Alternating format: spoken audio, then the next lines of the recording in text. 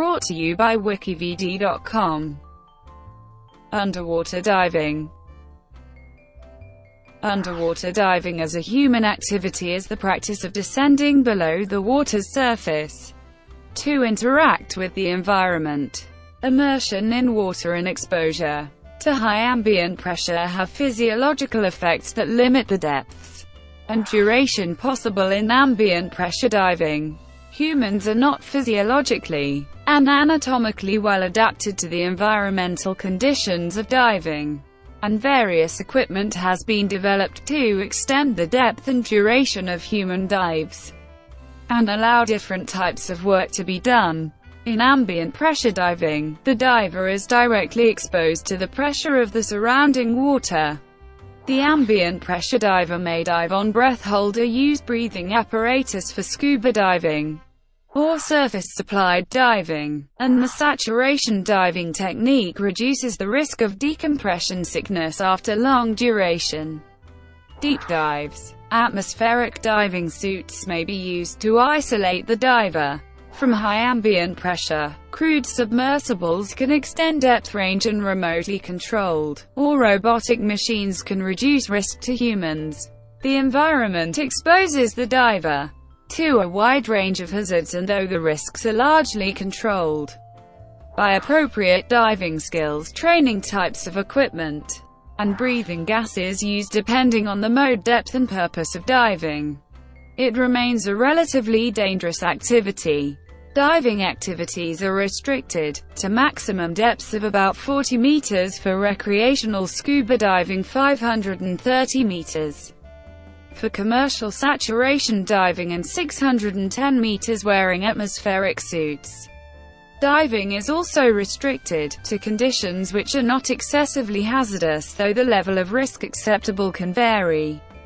Recreational diving is a popular leisure activity. Technical diving is a form of recreational diving under especially challenging conditions. Professional diving involves working underwater. Public safety diving is the underwater work done by law enforcement, fire rescue and underwater search and recovery dive teams. Military diving includes combat diving, clearance diving and ship's husbandry. Deep-sea diving is underwater diving, usually with surface-supplied equipment, and often refers to the use of standard diving dress with a traditional copper helmet. Hard hat diving is any form of diving with a helmet, including the standard copper helmet and other forms of free-flow and lightweight demand helmets. The history of breath hold diving goes back at least to classical times, and there is evidence of prehistoric hunting and gathering of seafoods that may have involved underwater swimming. Technical advances allowing the provision of breathing gas to a diver underwater at ambient pressure are recent, and self-contained breathing systems developed at an accelerated rate following the Second World War. Physiological constraints on diving. Immersion in water and exposure to cold water and high pressure have physiological effects on the diver which limit the depths and duration possible in ambient pressure diving. Breath hold endurance is a severe limitation, and breathing at high ambient pressure adds further complications both directly and indirectly. Technological solutions have been developed which can greatly extend depth and duration of human ambient pressure dives and allow useful work to be done underwater. Immersion. Immersion of the human body in water affects the circulation, renal system, fluid balance, and breathing, because the external hydrostatic pressure of the water provides support against the internal hydrostatic pressure of the blood. This causes a blood shift from the extravascular tissues of the limbs into the chest cavity, and fluid losses known as immersion diuresis compensate for the blood shift in hydrated subjects soon after immersion. Hydrostatic pressure on the body from head-out immersion causes negative pressure breathing, which contributes to the blood shift. The blood shift causes an increased respiratory and cardiac workload. Stroke volume is not greatly affected by immersion or variation in ambient pressure. but slowed heartbeat reduces the overall cardiac output, particularly because of the diving reflex in breath-hold diving. Lung volume decreases in the upright position, owing to cranial displacement of the abdomen from hydrostatic pressure and resistance. 2. Airflow in the airways increases because of the decrease in lung volume. There appears to be a connection between pulmonary edema and increased pulmonary blood flow and pressure, which results in capillary engorgement. This may occur during higher intensity exercise while immersed or submerged. Exposure. Cold shock response is the physiological response of organisms to sudden cold, especially cold water, and is a common cause of death from immersion in very cold water, such as by falling through thin ice. The immediate shock of the cold causes involuntary inhalation, which if underwater can result in drowning. The cold water can also cause heart attack due to vasoconstriction. The heart has to work harder to pump the same volume of blood throughout the body, and for people with heart disease, this additional workload can cause the heart to go into a rest. A person who survives the initial minute after falling into cold water can survive for at least 30 minutes, provided they do not drown. The ability to stay afloat declines substantially after about 10 minutes as the chilled muscles lose strength and coordination. The diving reflex is a response to immersion that overrides the basic homeostatic reflexes. It optimizes respiration by preferentially distributing oxygen stores to the heart and brain, which allows extended periods underwater. It is exhibited strongly in aquatic mammals, and also exists in other mammals including humans. Diving birds such as penguins have a similar diving reflex. The diving reflex is triggered by chilling the face and holding the breath. The cardiovascular system constricts peripheral blood vessels, slows the pulse rate, redirects blood to the vital organs to conserve oxygen, releases red blood cells stored in the spleen, and in humans causes heart rhythm irregularities. Aquatic mammals have evolved physiological adaptations to conserve oxygen during submersion, but apnea, slowed pulse rate, and vasoconstriction are shared with terrestrial mammals. Hypothermia is reduced body temperature that happens when a body loses more heat than it generates. Hypothermia is a major limitation to swimming or diving in cold water. The reduction in finger dexterity due to pain or numbness decreases general safety and work capacity, which in turn increases the risk of other injuries. Body heat is lost much more quickly in water than in air, so water temperatures that would be tolerable as outdoor air temperatures can lead to hypothermia, which may lead to death from other causes in inadequately protected divers. Breath hold limitations. Breath hold diving by an air-breathing animal is limited to the physiological capacity to perform the dive on the oxygen available until it returns to a source of fresh breathing gas, usually the air at the surface. As this internal oxygen supply reduces, the animal experiences an increasing urge to breathe caused by buildup of carbon dioxide and lactate in the blood, followed by loss of consciousness due to central nervous system hypoxia. If this occurs underwater, it will drown.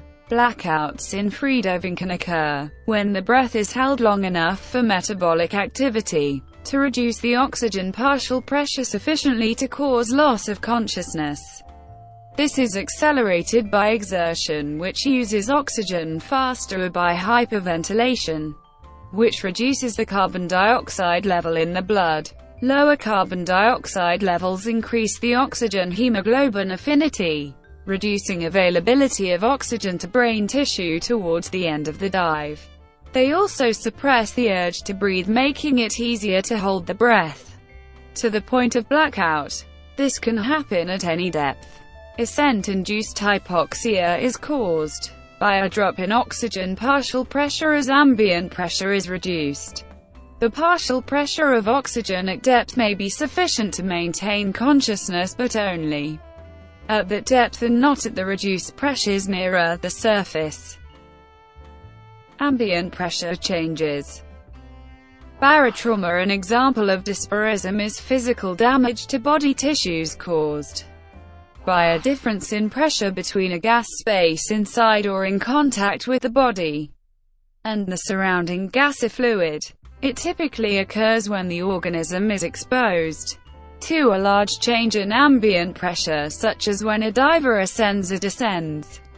When diving, the pressure differences which cause the barotrauma are changes in hydrostatic pressure.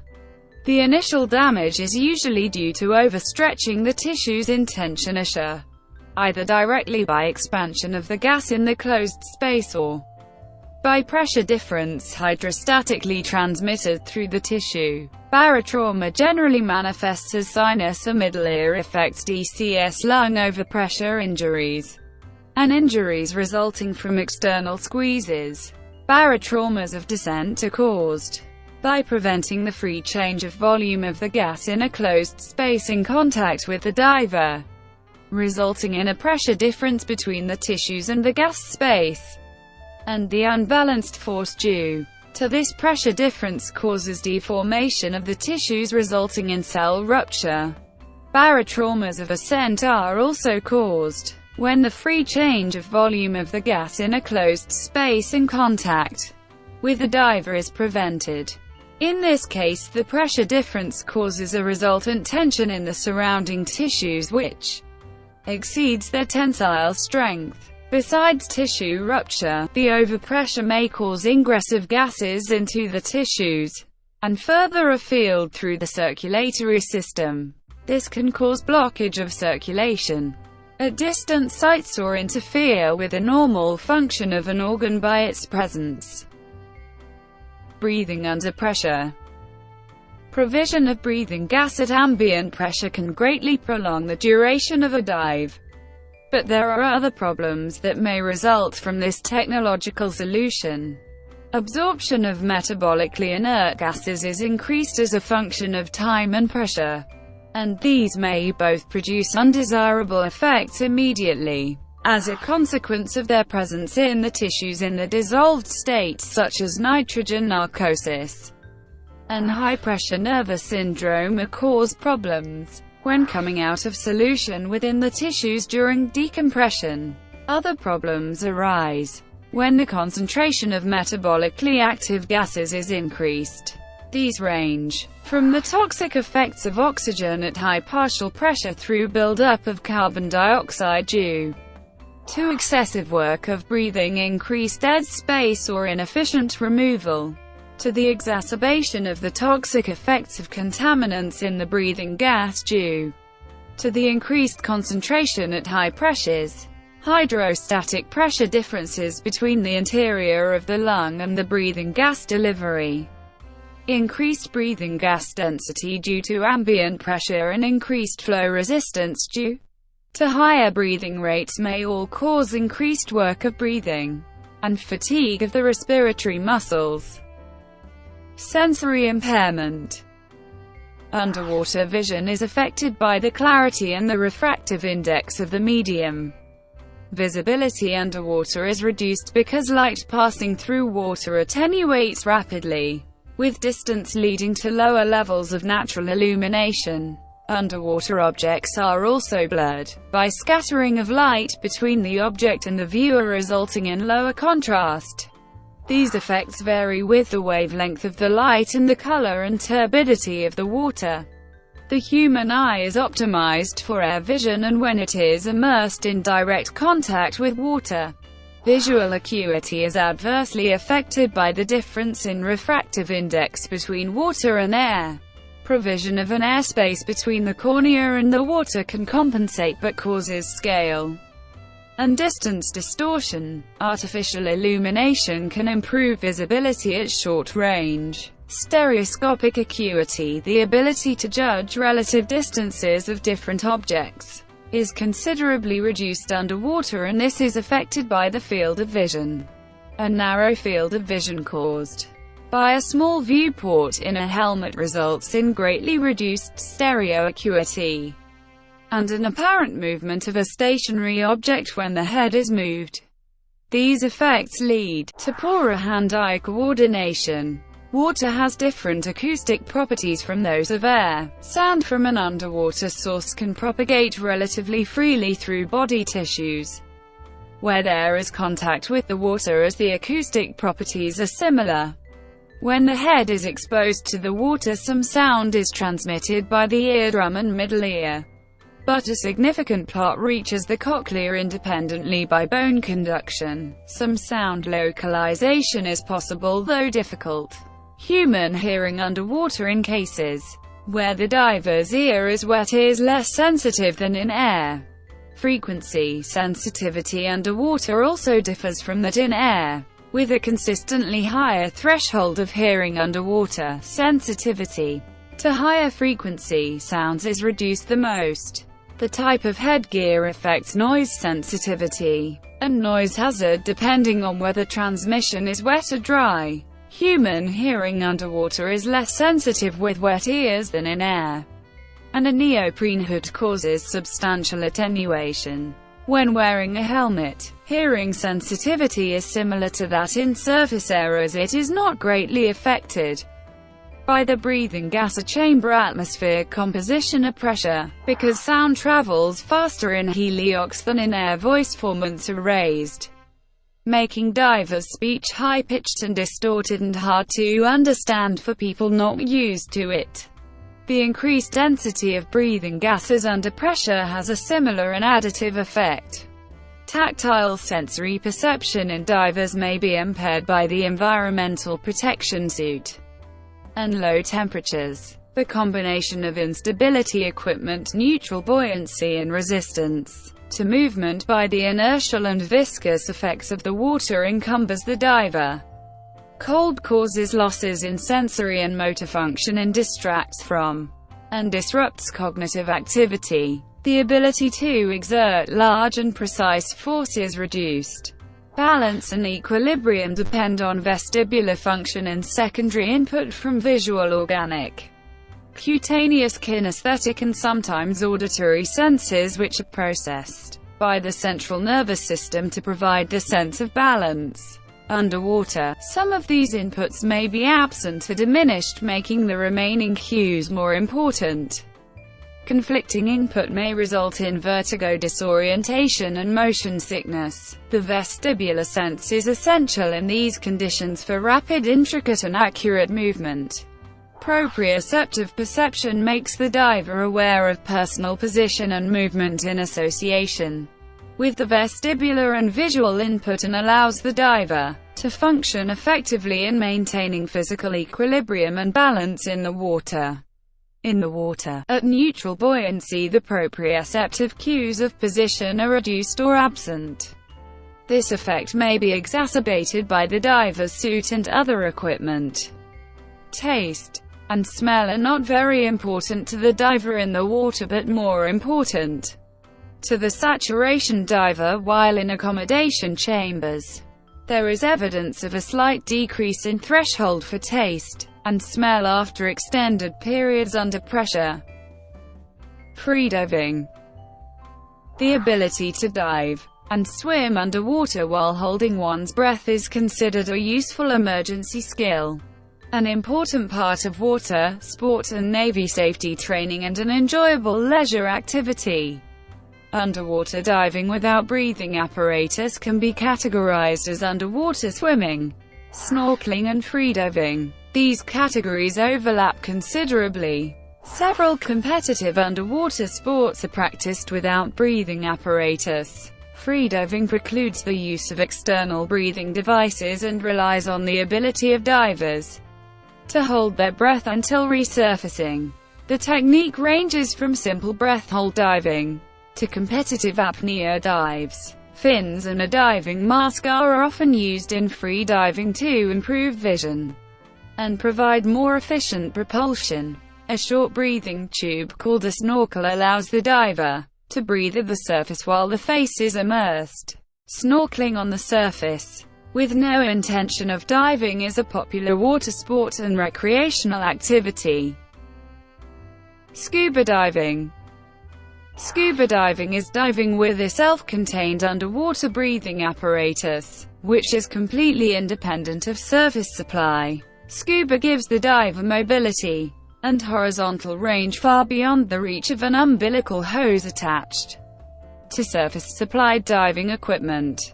Scuba divers engaged in armed forces covert operations may be referred to as frogmen, combat divers, or attack swimmers. Open-circuit scuba systems discharge the breathing gas into the environment as it is exhaled, and consist of one or more diving cylinders containing breathing gas at high pressure, which is supplied to the diver through a diving regulator. They may include additional cylinders for decompression gas or emergency breathing gas. Closed-circuit or semi-closed-circuit rebreather scuba systems allow recycling of exhaled gases. The volume of gas used is reduced compared to that of open circuit, so a smaller cylinder or cylinders may be used for an equivalent dive duration. They far extend the time spent underwater as compared to open circuit for the same gas consumption. Rebreathers produce fewer bubbles and less noise than scuba, which makes them attractive to covert military divers to avoid detection, scientific divers to avoid disturbing marine animals, and media divers to avoid bubble interference. A scuba diver moves underwater by using fins attached to the feet. External propulsion can be provided by a diver propulsion vehicle or a towboard pulled from the surface. Other equipment includes a diving mask to improve underwater vision, a protective diving suit, equipment to control buoyancy, and equipment related to the specific circumstances and purpose of the dive.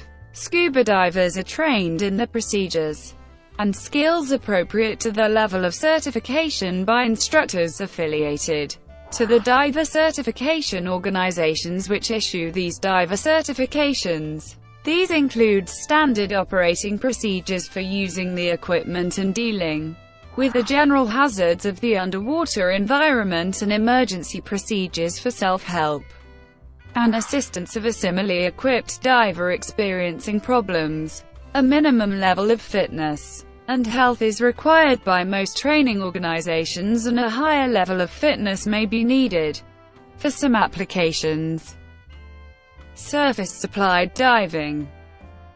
An alternative to self-contained breathing systems is to supply breathing gases from the surface through a hose. When combined with a communication cable, a pneumofathometer hose, and a safety line, it is called the diver's umbilical, which may include a hot water hose for heating, video cable, and breathing gas reclaim line. More basic equipment that uses only an air hose is called an airline hooker system. This allows the diver to breathe using an air supply hose from a cylinder or compressor. At the surface, breathing gas is supplied through a mouth-held demand valve or light full face mask. It is used for work such as hull cleaning and archaeological surveys, for shellfish harvesting, and as snubber, a shallow water activity typically practiced by tourists and those who are not scuba certified. Saturation diving lets professional divers live and work under pressure for days or weeks at a time. After working in the water, the divers rest and live in a dry, pressurized underwater habitat on the bottom, or a saturation life support system of pressure chambers on the deck of a diving support vessel, oil platform, or other floating platform at a similar pressure to the work depth. They are transferred between the surface accommodation and the underwater workplace in a pressurized closed diving bell. Decompression at the end of the dive may take many days, but since it is done only once for a long period of exposure rather than after each of many shorter exposures, the overall risk of decompression injury to the diver and the total time spent decompressing are reduced. This type of diving allows greater work efficiency and safety Commercial divers refer to diving operations where the diver starts and finishes the diving operation at atmospheric pressure as surface-oriented or bounce diving. The diver may be deployed from the shore or a diving support vessel and may be transported on a diving or in a diving bell. Surface-supplied divers almost always wear diving helmets or full-face diving masks. The bottom gas can be air, nitrox, heliox, or trimix. The decompression gases may be similar, or may include pure oxygen. Decompression procedures include in-water decompression, or surface decompression in a deck chamber. A wet bell with a gas-filled dome provides more comfort and control than a stage and allows for longer time in water. Wet bells are used for air and mixed gas, and divers can decompress on oxygen at 12 meters. Small closed bell systems have been designed that can be easily mobilized, and include a two-man bell, a handling frame, and a chamber for decompression after transfer under pressure. Divers can breathe air or mixed gas at the bottom and are usually recovered with the chamber filled with air. They decompress on oxygen supplied through built-in breathing systems towards the end of the decompression. Small bell systems support bounce diving down to 120 meters and for bottom times up to 2 hours. A relatively portable surface gas supply system using high-pressure drill cylinders for both primary and reserve gas, but using the full diver's umbilical system with pneumofathometer and voice communication is known in the industry as scuba replacement. Compressor diving is a rudimentary method of surface-supplied diving used in some tropical regions, such as the Philippines and the Caribbean. The divers swim with a half mask and fins, and are supplied with air from an industrial low-pressure air compressor on the boat through plastic tubes. There is no reduction valve. The diver holds the hose end in his mouth with no demand valve or mouthpiece and allows excess air to spill out between the lips. Atmospheric pressure diving. Submersibles and rigid atmospheric diving suits enable diving to be carried out in a dry environment at normal atmospheric pressure. An ADS is a small one-person articulated submersible which resembles a suit of armor, with elaborate joints to allow bending while maintaining an internal pressure of 1 atmosphere. An ADS can be used for dives of up to about 700 meters for many hours. It eliminates the majority of physiological dangers associated with deep diving. The occupant need not decompress, there is no need for special gas mixtures, and there is no danger of nitrogen narcosis at the expense of higher-cost complex logistics and loss of dexterity. Unmanned diving. Autonomous underwater vehicles and remotely operated underwater vehicles can carry out some functions of divers. They can be deployed at greater depths and in more dangerous environments. An AUV is a robot which travels underwater without requiring real-time input from an operator. AUVs constitute part of a larger group of unmanned undersea systems, a classification that includes non-autonomous ROVs which are controlled and powered from the surface by an operator, pilot via an umbilical or using remote control. In military applications, AUVs are often referred to as unmanned undersea vehicles. Range of diving activities. Diving may be performed for various reasons, both personal and professional. Recreational diving is purely for enjoyment and has several specializations and technical disciplines to provide more scope for varied activities, for which specialist training can be offered, such as K-diving, wreck diving, ice diving, and deep diving. There are various aspects of professional diving that range from part-time work to lifelong careers. Professionals in the recreational dive industry include instructor trainers, dive instructors, assistant instructors, dive masters, dive guides, and scuba technicians. Commercial diving is industry-related, and includes civil engineering tasks such as in oil exploration, offshore construction, dam maintenance and harbor works. Commercial divers may also be employed to perform tasks related to marine activities such as naval diving, including the repair and inspection of boats and ships, marine salvage or aquaculture. Other specialist areas of diving include military diving, with a long history of military frogmen in various roles. They can perform roles including direct combat infiltration behind enemy lines, placing mines, bomb disposal or engineering operations. In civilian operations, police forces keep police diving units to perform search and rescue operations and to recover evidence. In some cases, diver rescue teams may also be part of a fire department, paramedical service, or lifeguard unit, and this may be classed as public safety diving.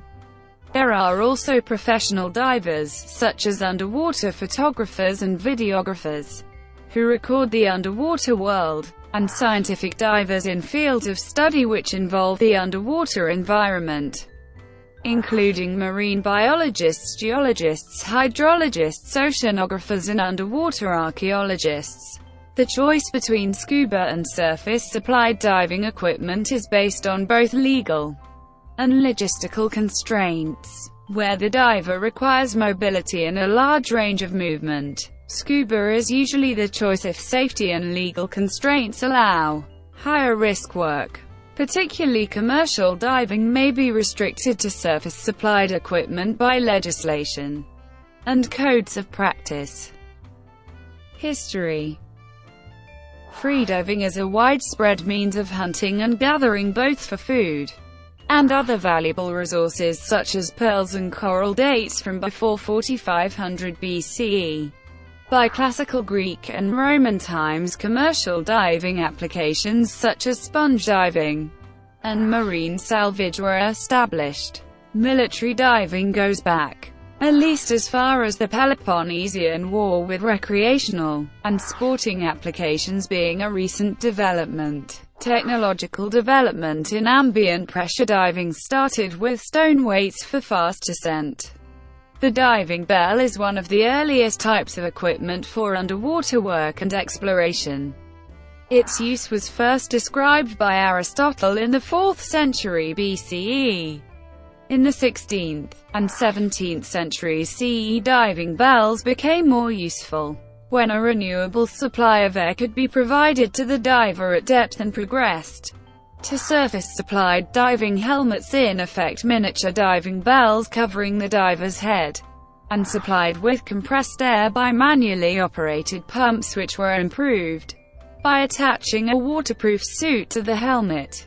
In the early 19th century, these became the standard diving dress, which made a far wider range of marine civil engineering and salvage projects practicable.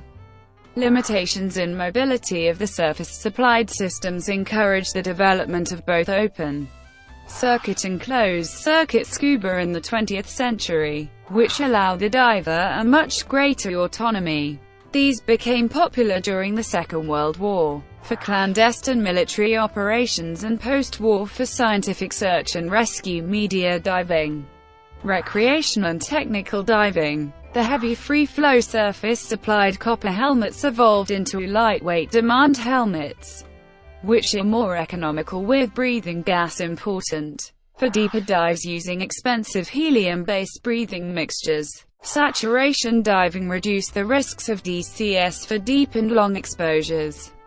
An alternative approach was the development of the ADS, or armored suit, which isolates the diver from the pressure at depth at the cost of mechanical complexity and limited dexterity.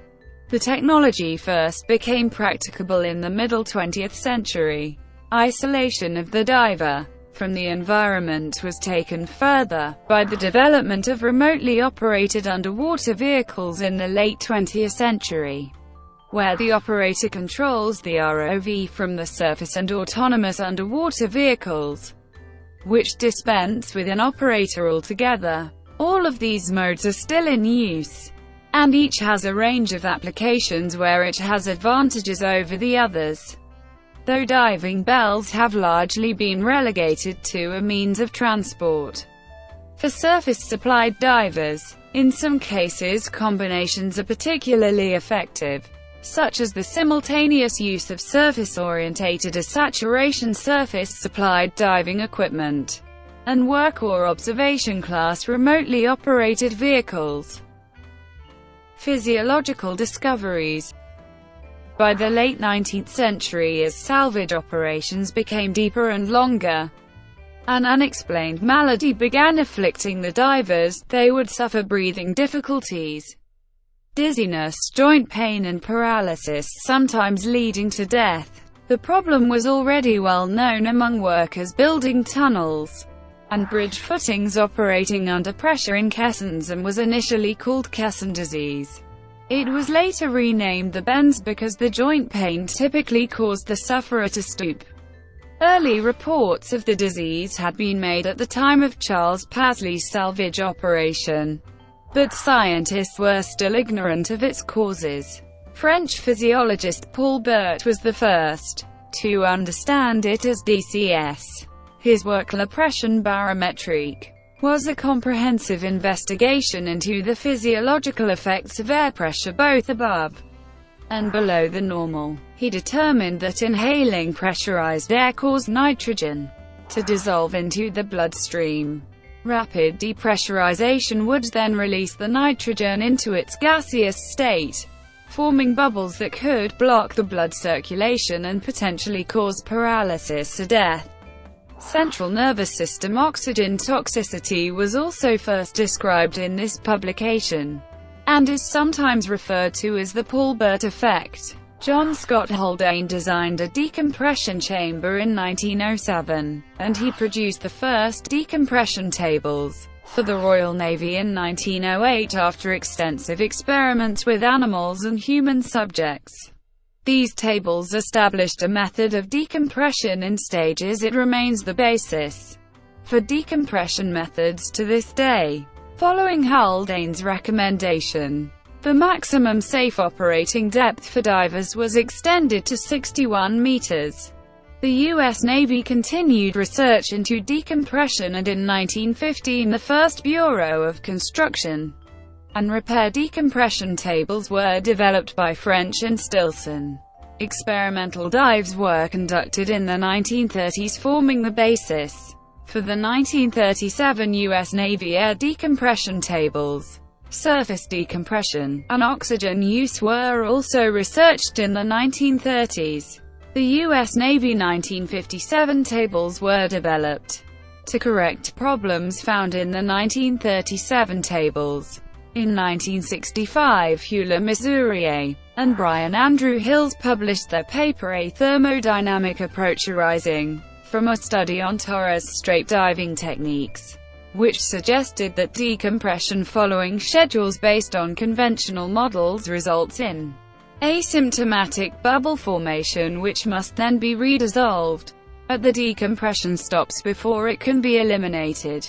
This is slower than allowing the gas to be eliminated while it is still in solution, and indicates the importance of minimizing bubble phase gas for efficient decompression. MP. Spencer showed that Doppler ultrasonic methods can detect venous bubbles in asymptomatic divers, and Dr. Andrew Pilmanis showed that safety stops reduced bubble formation. In 1981, D. Yount described the varying permeability model, proposing a mechanism of bubble formation. Several other bubble models followed. The pathophysiology of DCS is not yet fully understood, but decompression practice has reached a stage where the risk is fairly low, and most incidences are successfully treated by therapeutic recompression and hyperbaric oxygen therapy. Mixed breathing gases are used to reduce the effects of the hyperbaric environment on ambient pressure divers. Diving environment. The diving environment is limited by accessibility and risk, but includes water and occasionally other liquids. Most underwater diving is done in the shallower coastal parts of the oceans and inland bodies of fresh water, including lakes, dams, quarries, rivers, springs, flooded caves, reservoirs, tanks, swimming pools and canals, but may also be done in large bore ducting and sewers, power station cooling systems, cargo and ballast tanks of ships, and liquid-filled industrial equipment. The environment may affect gear configuration. For instance, freshwater is less dense than saltwater, so less added weight is needed to achieve diver-neutral buoyancy in freshwater dives. Water temperature, visibility, and movement also affect the diver and the dive plan. Diving in liquids other than water may present special problems due to density, viscosity, and chemical compatibility of diving equipment, as well as possible environmental hazards to the diving team. Benign conditions, sometimes also referred to as confined water, are environments of low risk where it is extremely unlikely or impossible for the diver to get lost or entrapped, to be exposed to hazards other than the basic underwater environment.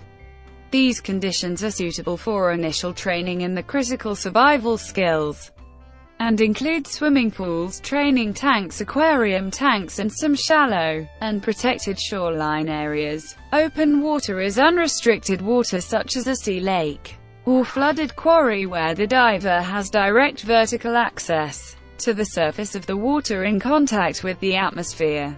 Open water diving implies that if a problem arises, the diver can directly ascend vertically to the atmosphere to breathe air. An overhead or penetration diving environment is where the diver enters a space from which there is no direct, purely vertical ascent to the safety of breathable atmosphere at the surface.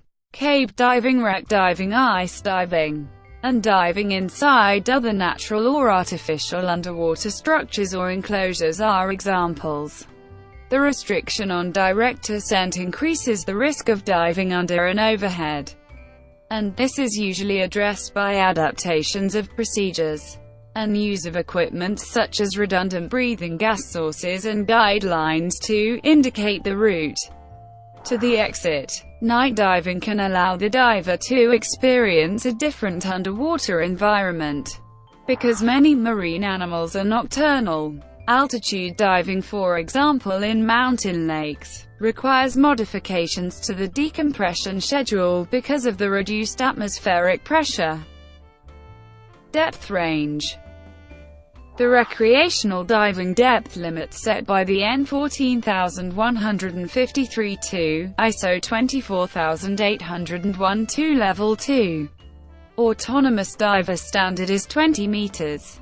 The recommended depth limit for more extensively trained recreational divers ranges from 30 meters for PADI divers, 40 meters specified by Recreational Scuba Training Council, 50 meters for divers of the British Sub-Aqua Club and Sub-Aqua Association Breathing Air, and 60 meters for teams of 2 to 3 French Level 3 recreational divers, breathing air. For technical divers, the recommended maximum depths are greater on the understanding that they will use less narcotic gas mixtures. 100 meters is the maximum depth authorized for divers who have completed Trimix diver certification with IANTD or advanced Trimix diver certification with TDI. 332 meters is the world record depth on scuba.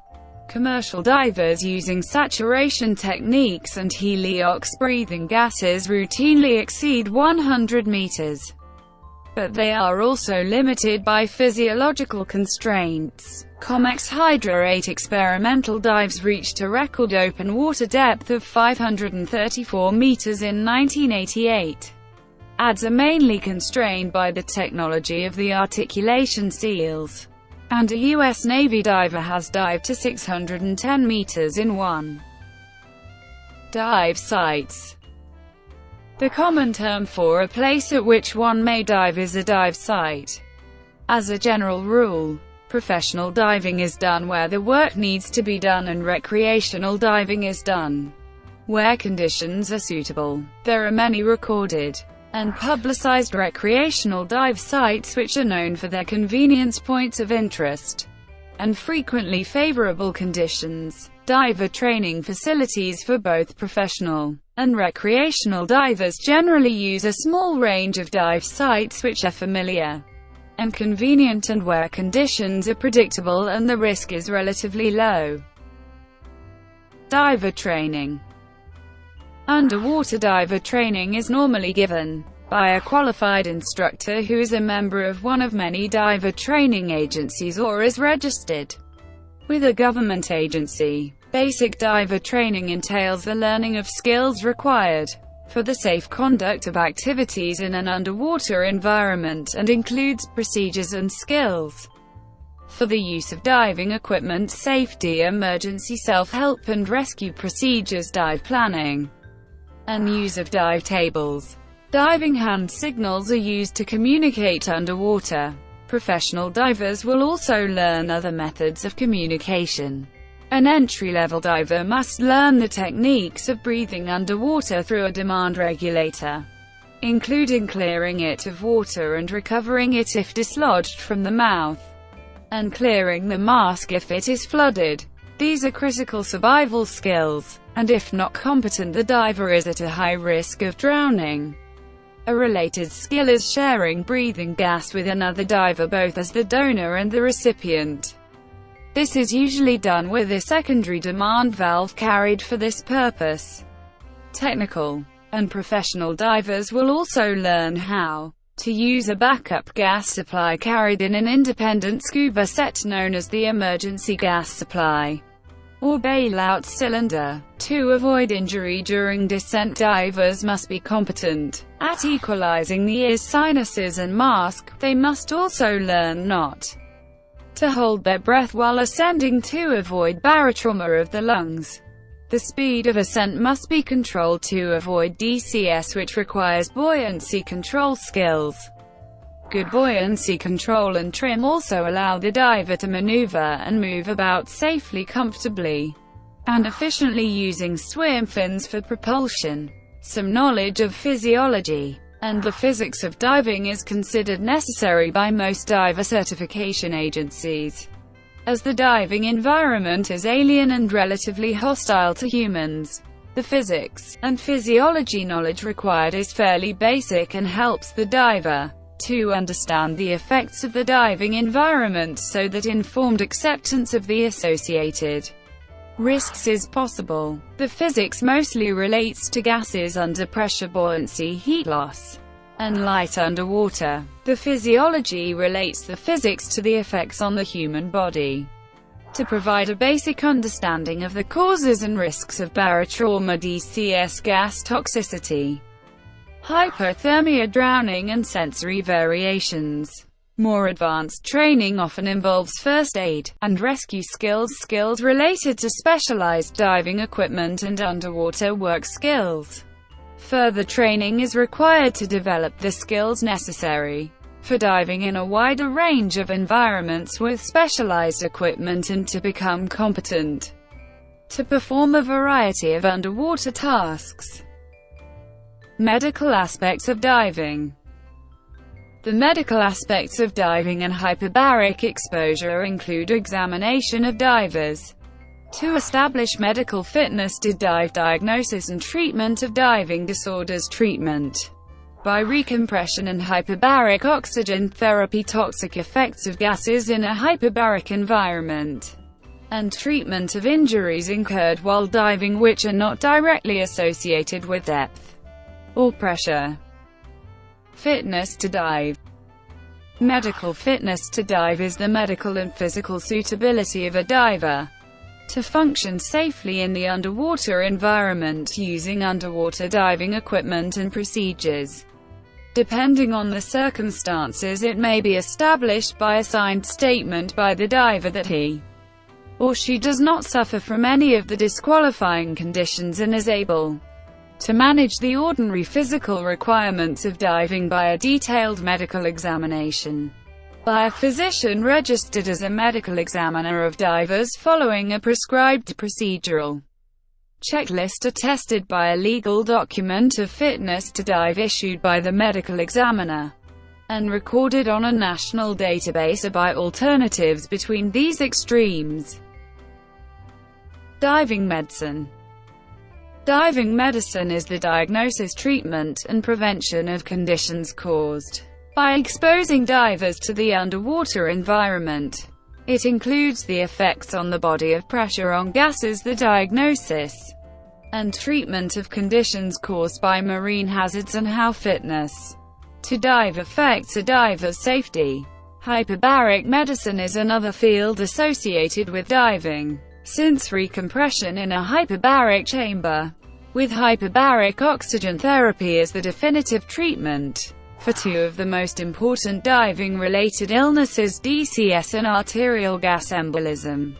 Diving medicine deals with medical research on issues of diving, the prevention of diving disorders, treatment of diving accident injuries, and diving fitness. The field includes the effect on the human body of breathing gases and their contaminants under high pressure, and the relationship between the state of physical and psychological health of the diver and safety.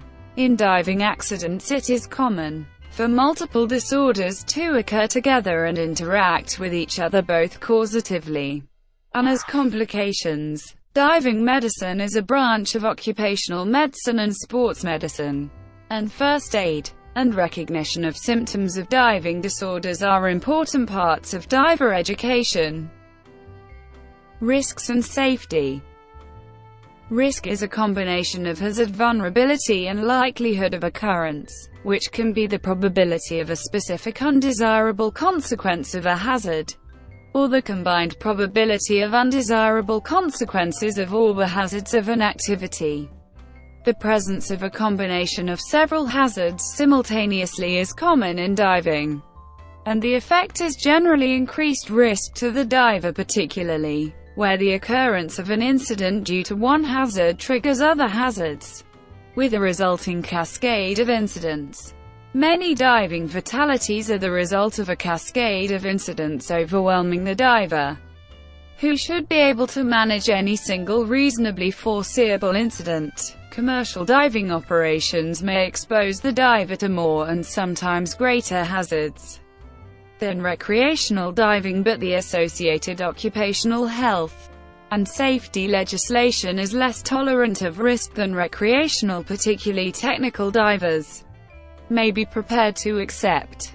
Commercial diving operations are also constrained by the physical realities of the operating environment, and expensive engineering solutions are often necessary to control risk. A formal hazard identification and risk assessment is a standard and required part of the planning for a commercial diving operation, and this is also the case for offshore diving operations. The occupation is inherently hazardous, and great effort and expense are routinely incurred to keep the risk within an acceptable range. The standard methods of reducing risk are followed. Where possible, statistics on injuries related to commercial diving are normally collected by national regulators. In the UK, the Health and Safety Executive is responsible for the overview of about 5,000 commercial divers.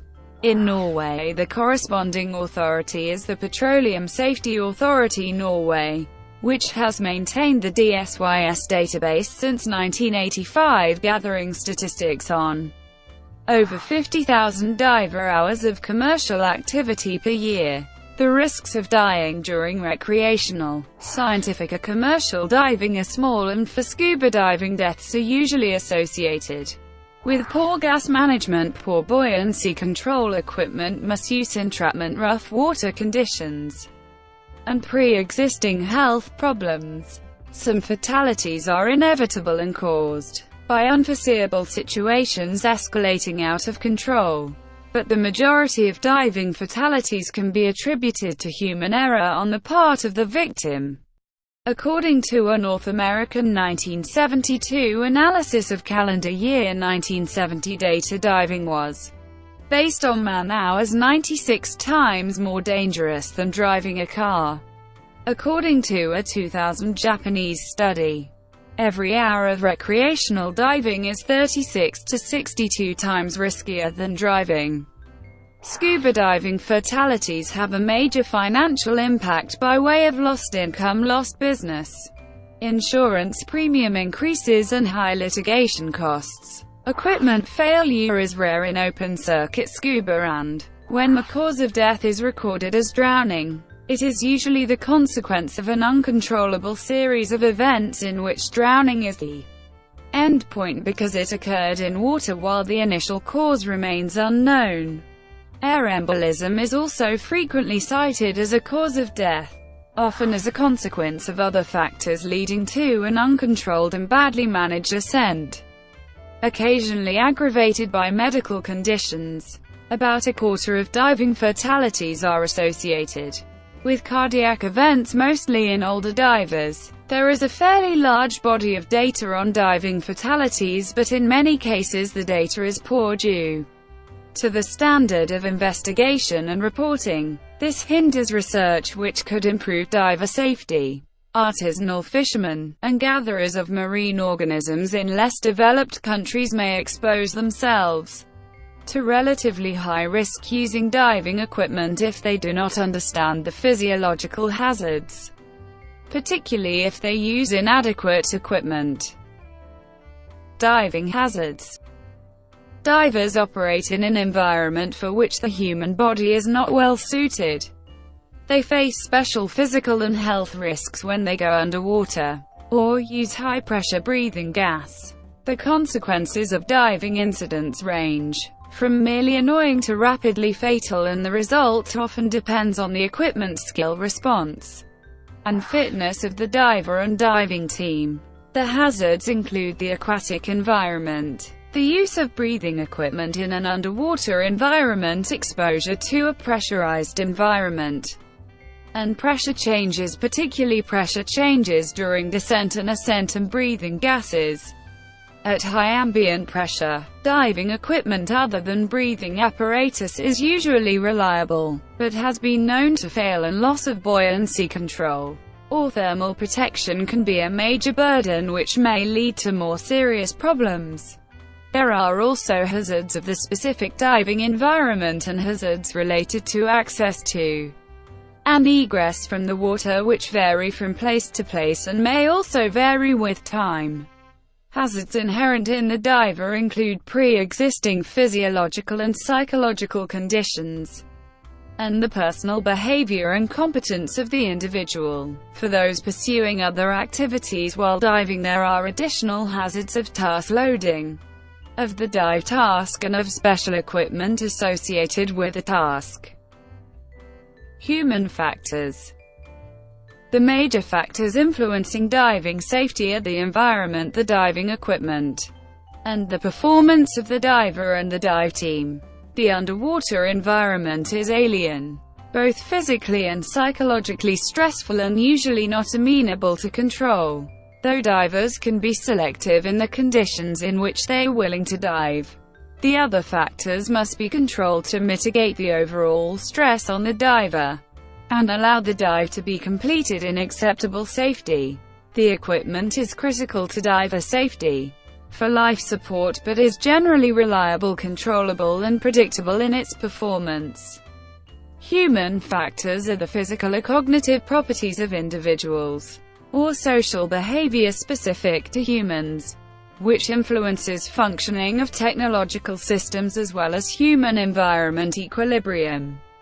Human error is inevitable, and everyone makes mistakes at some time, and the consequences of these errors are varied and depend on many factors. Most errors are minor and do not cause harm, but in a high-risk environment such as in diving, errors are more likely to have catastrophic consequences. Examples of human error leading to accidents are available in vast numbers, as it is the direct cause of 60% to 80% of all accidents. Human error and panic are considered to be the leading causes of diving accidents and fatalities. A study by William P. Morgan indicates that over half of all divers in the survey had experienced panic underwater. at some time during their diving career, and these findings were independently corroborated by a survey that suggested 65% of recreational divers have panicked underwater. Panic frequently leads to errors in a diver's judgment or performance, and may result in an accident. The safety of underwater diving operations can be improved by reducing the frequency of human error and the consequences when it does occur. Only 4.46% of the recreational diving fatalities in a 1997 study were attributable to a single contributory cause. The remaining fatalities probably arose as a result of a progressive sequence of events involving two or more procedural errors or equipment failures, and since procedural errors are generally avoidable by a well-trained, intelligent and alert diver, working in an organized structure and not under excessive stress, it was concluded that the low accident rate in professional scuba diving is due to this factor. The study also concluded that it would be impossible to completely eliminate all minor contraindications of scuba diving, as this would result in overwhelming bureaucracy and bring all diving to a halt. Legal aspects. Inshore and inland commercial and military diving is regulated by legislation in many countries. Responsibility of the employer, client and diving personnel is specified in these cases. Offshore commercial diving may take place in international waters, and is often done following the guidelines of a voluntary membership organization such as the International Marine Contractors Association, which publishes codes of accepted best practice which their member organizations are expected to follow. Recreational diver training and dive leading are industry regulated in some countries, and only directly regulated by government in a subset of them. In the UK, HSE legislation includes recreational diver training and dive leading for reward. In the US and South Africa, industry regulation is accepted, though non-specific health and safety legislation still applies. In Israel, recreational diving activities are regulated by the Recreational Diving Act 1979. The legal responsibility for recreational diving service providers is usually limited as far as possible by waivers which they require the customer to sign before engaging in any diving activity. The extent of responsibility of recreational buddy divers is unclear, and has been the subject of considerable litigation. It is probable that it varies between jurisdictions. In spite of this lack of clarity, buddy diving is recommended by recreational diver training agencies as safer than solo diving, and some service providers insist that customers dive in buddy pairs. Brought to you by WikiVidi.com. Would you like to know more?